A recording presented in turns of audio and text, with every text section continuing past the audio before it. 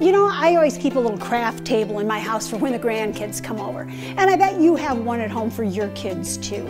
And I'm always trying to figure out ways to keep things cleaner and neater, not only for them, but for me too.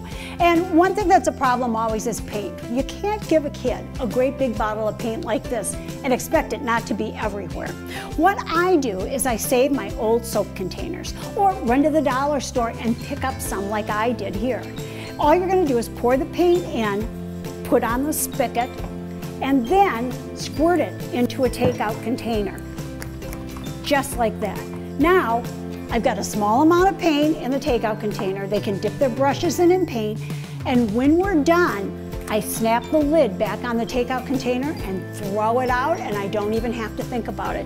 And these will store great in your cupboard. The paint in it will last for at least 6 months. It's an easy, quick way to make cleanup a breeze. For additional information, check out my website at queenofclean.com. Follow me on Facebook and Twitter, and thanks for talking dirty with the Queen of Clean.